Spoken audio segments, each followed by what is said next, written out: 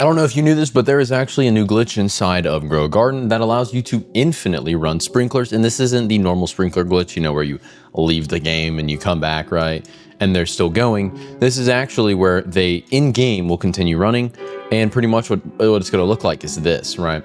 This is what it's going to look like. And this is so absurdly overpowered, and I'll show you how to do this in today's video, and alongside how to optimize with it in your garden and make billions to literally trillions. Like, it's gonna make you trillions if you do it well enough. Now, to set this up pretty much though, what you're gonna need is your sprinklers, and I don't believe I have, right, my sprinklers on. I can't do it right now correctly. I've already, like, you know, started it. But so what we're gonna do is I'm just gonna give you a bit of a rundown, right? So to start off, you're gonna place down the sprinkler you want to run infinitely, right? So most likely this will only run till, you know, they patch it. So I would recommend doing like quite literally master sprinklers if you have them. Do note though, after you do the glitch, any sprinkler you place down will then continue to also infinitely run. So it really doesn't matter. I would just recommend doing something like a godly at least. So starting off, what we're gonna do is honestly place down your sprinkler, and then you're going to grab at least, I think, not 3, I would do 10, honestly, basic sprinklers. This is what I did, and it worked first try. So place down a ton of basic sprinklers, right? Now, once you place them down, what you're gonna wait is for 20 seconds, and right after 20 seconds, just start, because I didn't know this, but you can delete sprinklers. So just start deleting the basic sprinklers until the timer stops moving. Once it stops moving, you're done. And if you think it's not actually just a visual glitch, right? It's going to pause the sprinkler like cooldown or timer, and it's going to infinitely run. Now, what you can do to optimally use this, right? Because obviously there's ways you can just do the glitch, right? But you don't optimally get a lot out of it. So to set it up, I would recommend doing at least like a godly sprinkler, right? You can do literally any other sprinkler, because like once I said before, once you start placing the sprinklers down, they'll keep running as well. So pretty much though, once you have gotten this going, any sprinkler you set down as well, it's not just going to be those ones, right? Any sprinkler you set down is going to immediately start like working with this glitch. So to start off, what I would recommend doing is obviously not only doing the glitch, right, but then trying to get a master sprinkler if you can, because once again, obviously, you know, they're the best sprinklers. So you're gonna get the master sprinkler, right? And then following up with this, just place the master sprinkler down in the best coverage. So mine covers up all this area right here. So this way it covers, you know, all my moon melons, right?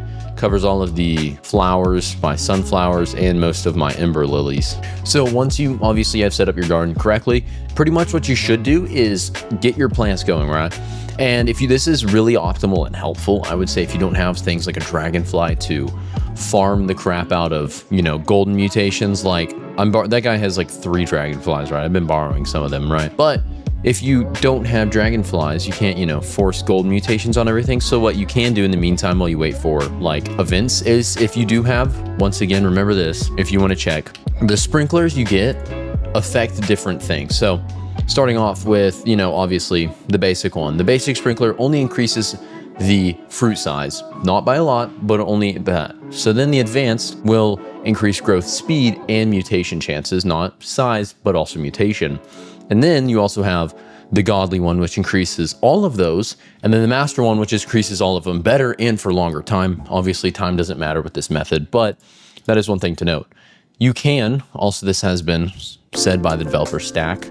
So I guess also optimally, you should place sprinklers down everywhere. So as you see, I'm going to place this one down, timer ain't going, and then just set sprinklers everywhere, I guess, because these ones aren't going to run out of time. So I'm just going to set some of these down.